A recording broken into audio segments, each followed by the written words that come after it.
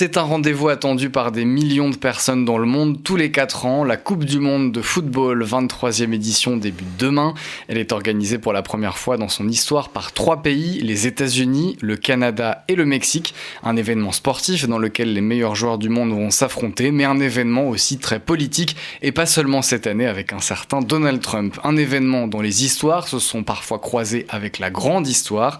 On en parle aujourd'hui sur Euradio avec notre invité, expert en géopolitique du sport et créateur du média FC Geopolitics. Bonjour Kevin Vessière. Bonjour, merci pour l'invitation. Merci à vous. Vous venez de sortir un livre baptisé très simplement Mondial 2026, dans lequel vous revenez sur une vingtaine de faits historiques et géopolitiques autour de la Coupe du Monde. On parlera évidemment de cette édition 2026 qui se déroule dans un contexte très particulier, mais d'abord on va revenir quand même aux origines de la Coupe du Monde. Le football, le sport a été créé en Angleterre. Les premiers clubs sont en très grande majorité européens, mais pourtant la toute première Coupe du Monde de l'histoire en 1930 ne se déroule pas en Europe, mais en Amérique du Sud, en Uruguay. Pourquoi ? C'est vrai que quand on prend l'histoire de la Coupe du Monde, on peut se dire première Coupe du Monde en Uruguay, ça pourrait être une anomalie. Surtout qu'en fait, si on compare avec les grandes compétitions sportives de l'époque, c'est les Jeux Olympiques finalement. On voit que c'est cantonné finalement à l'Amérique du Nord, aux États-Unis et puis à l'Europe. Donc pourquoi l'Uruguay ? Parce que en fait, le football c'était avant une discipline olympique, vraiment une pleine discipline olympique où il y avait les véritables équipes nationales, mais qu'en fait le football c'était ce qui rapportait le plus d'argent au niveau des Jeux Olympiques. Et après, il y a eu une question dans les années 1920 autour notamment du professionnalisme. Donc au niveau de l'olympisme, ils veulent en tout cas mettre en avant le côté amateur. Au niveau du football, on n'était pas contre le professionnalisme. Donc il y a eu une scission entre le football et l'olympisme. Et donc la FIFA, qui gérait le football, a voulu créer sa propre compétition. Le problème, c'est que pour créer sa propre compétition, il faut des moyens. Et là-dessus, la FIFA va s'appuyer sur le pays qui veut le plus l'organiser, notamment en termes financiers. Donc il faut un soutien en tout cas étatique derrière. Et à ce petit jeu-là, ça va être l'Uruguay, parce qu'on est dans un contexte économique, donc 1929-1930, on est sur un crash boursier. Peu de pays veulent en tout cas faire le pari de cette Coupe du Monde, mais l'Uruguay le fait parce que 1930, ça va être le centenaire de son indépendance. C'est un petit pays coincé entre ses deux voisins, et sa sélection surtout a remporté les 2 derniers tournois olympiques, donc toutes les cartes étaient réunies pour l'Uruguay pour organiser cette Coupe du Monde et pour essayer de réaliser ce pari fou de ce premier mondial de football. Et pourtant, les journalistes européens, c'est ce que vous racontez dans le livre, ne s'intéresse pas vraiment à cette première Coupe du Monde. Non, il ne s'intéresse pas beaucoup à cette première Coupe du Monde. Bon, déjà, il faut se remettre dans le contexte de l'époque. C'est compliqué d'envoyer des délégations de journalistes sur place. Après, voilà, on est encore dans un contexte très période un petit peu coloniale, eurocentrée. Donc, il y a aussi quelque chose d'un peu d'autant autour de cette Coupe du Monde. C'est un périple pour les sélections européennes de s'y rendre. Il n'y en a que 4, en tout cas, qui vont s'y rendre, notamment la France. Et donc, il y a un séjour de bateau de plus de 30 jours. Donc, voilà, on était un peu finalement pessimiste autour de cette Coupe du Monde. Il y a même plusieurs clubs européens qui vont organiser une compétition annexe pour en tout cas faire en sorte de montrer qu'ils peuvent organiser aussi quelque chose, mais finalement cette première Coupe du Monde aura bien lieu et l'Uruguay va remporter cette première Coupe du Monde chez lui à domicile. Voilà, ce n'est même pas une nation européenne qui remporte cette première Coupe du Monde qui se déroule hors d'Europe. La Coupe du Monde suivante, par contre, en 1934, elle est organisée en Europe, elle est organisée en Italie, qui est gouvernée à l'époque par Mussolini. En quoi l'organisation de cet événement, c'est une manière pour le dictateur italien à ce moment-là de montrer sa puissance, un peu comme le fera 2 ans plus tard Hitler en Allemagne avec les Jeux Olympiques. Déjà, ce qui est intéressant, c'est que 1934, au départ, Mussolini, il n'est pas convaincu par cette Coupe du Monde. Lui, de toute façon, il aime pas trop le football, parce que le football, c'est joué en tout cas par ses opposants. C'est aussi joué par pas mal de villes qui génèrent en fait le campanilisme en Italie. Donc, c'est-à-dire finalement, on revendique plutôt l'appartenance à une ville qu'à l'appartenance à une nation. Et donc, lui, il veut mettre en avant cette nation fasciste qu'il a construite. Et donc, ses partisans vont le convaincre d'organiser cette Coupe du Monde et d'en faire un instrument de propagande finalement à la gloire du régime fasciste, et Mussolini va finalement peu à peu se prendre au jeu. Par contre, comme je le raconte dans le livre, l'Italie va gagner cette compétition, mais pas mal de faits de jeu qui vont être et d'arbitrage qui vont être en faveur de l'Italie. Par contre, c'est vrai qu'après derrière l'organisation va véritablement être moderne pour l'époque, avec beaucoup de visas qui vont être accordés finalement aux journalistes, des moyens radiophoniques qui vont être décuplés. Par contre, voilà, ce qui va ternir un peu le tableau, c'est que la coupe Jules Rimet, donc le trophée de la Coupe du Monde, va être remplacé par une Coppa del Duce qui va être remise par Mussolini, et donc cette victoire c'est vraiment celle de Mussolini et c'est pas celle du football, et la FIFA peut pas véritablement faire autrement parce que pour ses premiers événements, elle doit s'appuyer sur finalement la volonté et les moyens de l'État qui finance cette Coupe du Monde. Alors si on avance un peu, il y a évidemment la Seconde Guerre mondiale qui passe par là, où tout est à l'arrêt, y compris la Coupe du Monde. On va aller un peu plus loin après-guerre. Il y a un épisode emblématique dans l'histoire de cette compétition, c'est ce qu'on appelle le miracle de Berne lors de la Coupe du Monde. Là, on est en 1954 en Suisse. C'est quoi ce miracle de Berne ?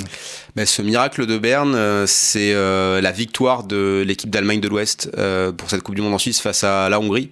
Donc la Hongrie, c'est le grand favori de l'époque, parce à l'époque, ils ont battu l'Angleterre sur leur terrain. Donc comme on le disait en ce début d'interview, l'Angleterre, c'est la terre du football. Donc là, la Hongrie était vraiment l'ultra favorite. Mais l'Allemagne de l'Ouest va réussir à remporter cette compétition, et c'est là où on parle de miracle, parce que durant la phase de groupe, ils se font en tout cas prendre une sévère défaite par la Hongrie. Mais cette finale, ils vont la remporter. Mais là, ce qui est intéressant, ce que je raconte dans le livre, c'est que ça va être la première fois que les Allemands vont pouvoir retrouver un nationalisme positif sans être associé finalement aux ténèbres du nazisme. Et donc ça va être finalement une victoire qui va être célébrée dans toute l'Allemagne, même à l'Est, puisque l'Allemagne est actuellement est à cette époque-là divisée. Par contre, comme je le raconte un petit peu après à la fin, c'est que ce miracle de Berne, il y a beaucoup de suspicions de faits de dopage, qui sont pas propres qu'à l'Allemagne de l'Ouest, mais c'est ça qui ternit un petit peu ce miracle. Mais c'est en tout cas un élément qui a permis au nationalisme allemand d'être revigoré dans ce contexte d'après Seconde Guerre mondiale. Et d'ailleurs, plus tard, le football et la Coupe du Monde vont aussi devenir un affrontement entre l'Allemagne de l'Est et l'Allemagne de l'Ouest. Oui, c'est ça. L'Allemagne de l'Est va se qualifier une seule fois pour la Coupe du Monde. C'est la Coupe du Monde qui aura lieu en Allemagne de l'Ouest en 1974. Et contre toute attente, l'Allemagne de l'Ouest est favorite. Il y a ce match-là. C'est l'équipe de RDA qui va remporter ce match. À l'époque, c'est un système encore plus alambiqué qu'aujourd'hui, puisqu'il y a 2 phases de groupe. La RDA, en remportant ce match, termine première de son groupe, mais va se retrouver dans un deuxième groupe, dans une phase beaucoup plus compliquée.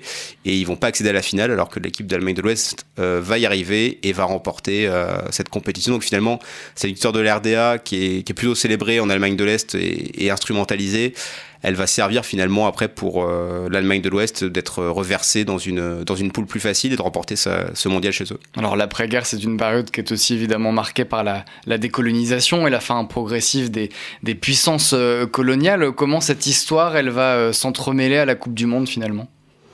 Eh bien, en fait, dans cette période de décolonisation, les nouveaux pays qui vont émerger, ils vont avoir besoin de symbolique nationale pour revendiquer leur indépendance, revendiquer leur nouvelle couleur. Et c'est là où le sport va être un terrain de jeu assez intéressant, en plus de la dimension diplomatique avec les tribunes politiques aussi de l'ONU. Mais voilà, ça va être un biais différent du biais politique, un biais aussi plus positif pour valoriser certains traits en tout cas caractéristiques des pays. Et la FIFA va en tout cas s'immiscer là-dedans pour essayer de faire de sa Coupe du Monde une Coupe du Monde encore plus grande. Par contre, voilà, la FIFA reste une organisation eurocentrée, occidentaux-centrée, et il va falloir du temps avant que cette Coupe du Monde s'ouvre à plus de pays, parce que jusqu'en 1982, je parle en tout cas aussi du cas de 1966, vous aviez qu'une place pour la zone Asie, Océanie et Afrique. Donc, il y a deux chapitres dans le livre qui est consacré à l'histoire de l'équipe d'Inde, par exemple, évidemment, juste après son indépendance, et puis l'Algérie aussi, qui va notamment à la Coupe du Monde 1982 faire des performances assez exceptionnelles, en tout cas pour l'époque. Juste avant de parler de cette Coupe du Monde 2026, la fin des années 80, il y a la fin de la Yougoslavie, qui joue une dernière fois unifiée à la Coupe du Monde 1990. Là encore, rapidement, comment le football joue à ce moment-là un rôle dans une période géopolitique mouvante ? Ça, c'est un chapitre que j'ai adoré écrire parce que, notamment, je me suis appuyé sur un livre de Gigi Riva qui s'appelle Le Dernier Penalty et qui romance cette histoire de cette sélection de Yougoslavie à cette Coupe du Monde 90. Et en suivant cette sélection, on peut suivre finalement l'histoire de la Yougoslavie qui va peu à peu exploser du fait des nationalismes de cette fédération qui comprend notamment la Croatie, la Slovénie, la Bosnie et d'autres. Et donc cette sélection, il y a plein de nationalités qui sont présentes. Et au fil de la compétition, la Yougoslavie va commencer à gagner et on commence à avoir l'illusion de se dire si cette équipe de Yougoslavie va au bout, remporte ce mondial, est-ce qu'elle pourrait pas sauver finalement cette fédération qui est ébranlée depuis la mort du dictateur Tito. Mais ça va pas être le cas. Comme j'évoquais ce dernier penalty, il y a un quart de finale Yougoslavie-Argentine contre l'Argentine de Maradona et vous allez avoir le capitaine Farouk Hadzibedzic qui va rater ce penalty et à chaque fois qu'il retourne en tout cas dans son pays natal, on lui rappelle ce penalty et cette époque de cette grande équipe de Yougoslavie qui aurait peut-être pu changer le cours de l'histoire, mais ça on ne le saura jamais. La Coupe du Monde de football 2026 aux États-Unis, au Mexique et au Canada s'ouvre demain et on en parle sur Radio avec l'expert en géopolitique du sport Kevin Vessière, auteur d'un livre sur l'histoire et le présent de cette compétition. Alors on a fait un saut dans le temps évidemment, là on est en 2026. Cette Coupe du Monde-là, en quoi elle est particulièrement exceptionnelle de par son contexte politique ? Elle est exceptionnelle parce que contrairement aux éditions de 2018 et de 2022 qui étaient déjà très politiques, parce que 2018 c'était dans la Russie de Poutine a instrumentalisé la compétition pour adoucir l'image de son pays, s'en servir comme un élément de soft power, et aussi pour s'ouvrir au monde et pour montrer que la Russie pouvait dégager une autre image en accueillant les supporters. C'était puissance 1000 avec le Qatar en 2022, avec aussi toutes les questions des conditions d'organisation qu'on connaît.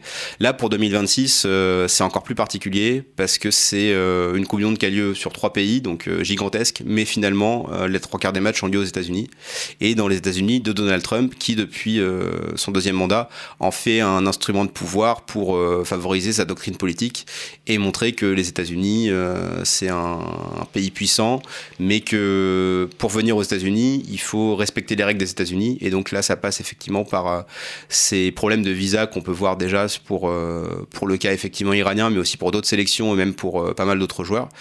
Et aussi, ce qui est très politique et ce qui renforce cela, c'est que dans ce début d'année 2026, ce contexte géopolitique très brûlant, vous avez l'Iran qui participe à la Coupe du Monde et l'Iran doit jouer ses 3 matchs sur le sol américain. Donc à la fois avec cette instrumentalisation politique de Trump, à la fois en externe et en interne, parce que vous avez les élections de mi-mandat cette année, plus l'Iran, plus cette Coupe du Monde à 48 équipes, plus une FIFA qui se veut être neutre politiquement, mais qui s'affiche beaucoup avec Donald Trump et Gianni Infantino Gianni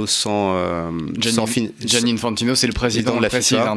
Voilà, sans en tout cas préserver ce caractère entre guillemets neutre du sport, enfin en tout cas ne pas lier des décisions politiques et sportives, ça fait qu'on a un cocktail explosif pour cette Coupe du Monde. Et comment justement Donald Trump s'est emparé de l'organisation de cette Coupe du Monde et qu'il l'a utilisée à son profit politique ? La première chose qu'il a faite déjà, c'est d'accueillir Gianni Infantino dans son bureau ovale. Il l'a accueilli comme les chefs d'État qu'il a pu accueillir. Là, c'était en 2025 pour la Coupe du Monde des clubs, qui était un peu le tournoi préparatoire avant la Coupe du Monde plus globale. Et donc cette relation avec Gianni Infantino, en tout cas, Gianni Infantino aussi a une collision très forte avec Trump parce qu'ils ont un peu la même vision du monde et du pouvoir. Donc c'est ça qui a permis déjà ce premier lien. Et le fait qu'ils sont main dans la main avec Gianni Infantino et qu'il va pas remettre en cause ses décisions. Avec ce fameux trophée de la paix qui a été remis à Donald Trump, sorte de compensation pour le prix Nobel de la paix que le président aurait espéré avoir. Ça a correspondu à quoi ? Enfin, c'était quoi ce trophée de la paix remis par ce qui est intéressant, c'est qu'en 2025, quand on suit l'agenda de Gianni Infantino, il est très corrélé à celui de Donald Trump, parce que Gianni Infantino, il gère une multinationale du football qui pèse 11 milliards de dollars de revenus. Il y a 211 fédérations membres, donc soit plus de pays membres que de l'ONU qui en ont 193. Donc il se sent un super chef d'État et il veut s'afficher auprès des plus puissants de ce monde, notamment Donald Trump. Et là, même au niveau de ce prix absurde de la paix de la FIFA remis en décembre dernier, le conseil exécutif de la FIFA n'était pas au courant. Donc c'est vraiment Gianni Infantino qui a fait ce cadeau à son ami, entre guillemets, Donald Trump, parce qu'il n'avait pas eu le vrai prix Nobel de la paix. Alors pourquoi est-ce que Gianni Infantino l'a fait ? Parce qu'il n'y a pas de contre-pouvoir au sein de la FIFA et qui navigue, il peut faire un petit peu ce qu'il veut, quoi. Donc s'il veut remettre un prix de la paix à son ami Donald Trump, il peut le faire, même s'il est encore plus absurde ce prix de la paix avec le Venezuela en 2026 et l'Iran ensuite. Et à quel point le président américain peut peser sur le déroulement de la Coupe du Monde, sur l'organisation même des matchs, quel pouvoir il a finalement ? Après, quand c'est l'organisation de la Coupe du Monde, finalement, parce que Donald Trump a créé une task force pour suivre l'organisation de la Coupe du Monde, en soi, il n'a pas beaucoup de moyens, enfin, il n'a pas en soi véritablement de levier, parce que cette Coupe du Monde, elle va avoir lieu, elle va être organisée, les billets sont vendus, même si c'est très compliqué de s'y rendre. Par contre, on peut voir qu'il peut avoir une influence. On le voit déjà avec la politique des visas, où vous avez déjà 4 pays qui sont qualifiés, donc les ressortissants de ces 4 pays-là qui sont Haïti, Cap-Vert, Côte d'Ivoire et Sénégal, ils peuvent pas se rendre aux États-Unis, même s'il y a parfois certaines exemptions. Donc on n'est pas sur une Coupe du Monde qui accueille le monde, alors que c'est la plus grande Coupe du Monde avec 48 pays. C'est plus une Coupe du Monde qui doit s'adapter aux règles des États-Unis. Et donc c'est là-dessus où il peut influencer. Là, ils peuvent aussi influencer avec l'Iran, parce que l'Iran avait un camp de base finalement aux États-Unis pour s'entraîner, et les États-Unis ne veulent pas qu'ils se rendent à ce camp de base. Donc là, ils vont s'entraîner au Mexique et faire les allers-retours chaque jour. Donc ça peut être ce type de décision-là. Après, ce qui peut quand même avoir une influence sportive, évidemment. C'est une influence sportive, parce que l'Iran ne joue pas avec les mêmes règles que les autres. Et là-dessus, la FIFA pourrait aussi intervenir pour essayer de... si ce n'est d'intervenir, là c'est forcément une intervention politique, mais c'est pour faire respecter un cadre sportif. Donc la FIFA aurait son mot à dire, mais c'est pas le cas. Et enfin après Donald Trump, il peut nous sortir n'importe quelle dinguerie durant cette compétition. Après, la question c'est de savoir s'il nous sort quelque chose. Est-ce que ça va être véritablement appliqué ? Et après, l'épée de Damoclès de cette compétition, c'est si Donald Trump attaque véritablement l'Iran. Est-ce que l'équipe d'Iran voudra jouer cette compétition ou la boycottera ? C'est ce qu'il faudra suivre. C'est un autre suspense, en plus du suspense habituel dans une Coupe du Monde. On a beaucoup parlé de la FIFA, évidemment, qui est une organisation qui représente le football mondial, mais qui a son siège en Europe, en Suisse. Son président, Gianni Infantino, est suisse. Aujourd'hui, quelles sont les relations de la FIFA avec l'Europe, et notamment avec l'UEFA, qui est l'instance européenne de football? Ça marche toujours bien entre les deux, ou c'est plus compliqué justement parce que Gianni Infantino a cette inclination pour l'Amérique? Il y a toujours un rapport de force entre l'UEFA et la FIFA, parce que donc au sein de la FIFA, vous avez 5 confédérations continentales, dont fait partie l'UEFA, et l'UEFA c'est la plus puissante parce que vous avez à l'intérieur les plus grandes sélections, les plus grands championnats, et surtout vous avez la Ligue des Champions. Et la Ligue des Champions, c'est quand même un vecteur économique très important pour l'UEFA, et c'est notamment pour ça que la FIFA a créé une compétition de clubs avec la Coupe du Monde des clubs, pour avoir son pendant de compétition de club comparé à sa compétition de sélection nationale qui est la Coupe du Monde. Et donc il y a une rivalité entre les deux. Après, pour l'instant, même s'il y a une rivalité et que peut-être que l'UEFA cherche à garder une certaine humanisation du football, ils suivent une certaine financiarisation du football tous les deux, puisqu'il y a une augmentation du calendrier des matchs, il y a toujours une recherche en tout cas de plus en plus de matchs pour plus en plus de profits, donc ils suivent finalement les mêmes objectifs, mais parfois c'est vrai que c'est des organisations plutôt concurrentes, notamment du fait de cette rivalité au niveau des compétitions et de celle qui sera la plus vue et la plus rentable financièrement. Alors cette année, la Coupe du Monde se joue pour la première fois à 48 équipes, il y en avait 32 en 2022. Pourquoi la FIFA a pris cette décision, et quelle implication ça a finalement sur les pays qui participent? Il y a une décision officielle, c'est-à-dire que finalement 32 équipes c'était peut-être un peu restreint sur les 211, notamment si on prend en considération les sélections asiatiques, peut-être pas forcément, mais surtout les sélections africaines. Vous avez le Maroc qui est demi-finaliste de la Coupe du Monde 2022, et vous avez quand même parfois, vous n'aviez que 5 places avant, donc ça mettait sur le carreau parfois des grandes sélections comme le Cameroun, le Nigeria, donc on a voulu donner une place plus importante à ces sélections africaines et puis aussi aux sélections asiatiques, et le pendant des sélections asiatiques c'est intéressant parce que ce que je recherche à faire la FIFA, c'est ouvrir sa compétition certes au plus grand nombre, mais surtout à des marchés économiques et de public importants. L'Afrique c'est la prochaine puissance démographique de demain. Si vous ouvrez plus de place à l'Asie, vous avez peut-être la possibilité d'accueillir l'Inde ou la Chine dans votre compétition. S'ils jouent une première Coupe du Monde, enfin la Chine c'était déjà le cas, mais si l'Inde joue une première Coupe du Monde, ça peut donner des idées aux responsables politiques pour en organiser une. Et donc si vous organisez une Coupe du Monde en Inde ou en Chine, c'est des nouveaux marchés, c'est une augmentation des revenus, et c'est aussi ça qui a poussé finalement à cette ouverture.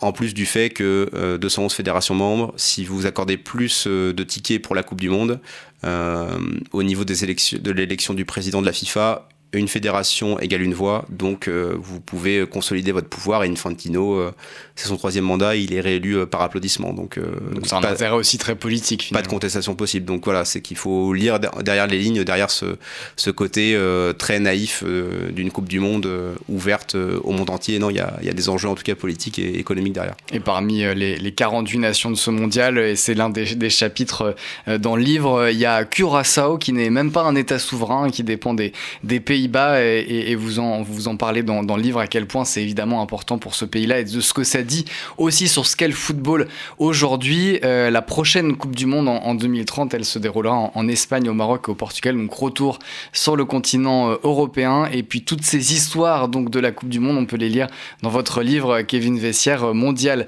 2026. On apprend beaucoup de choses. Merci d'être venu nous parler de la Coupe du Monde aujourd'hui sur Euradio. Et on est quand même une radio française, donc on peut dire allez les Bleus quand même. Merci beaucoup, Kevin Vessière. Merci.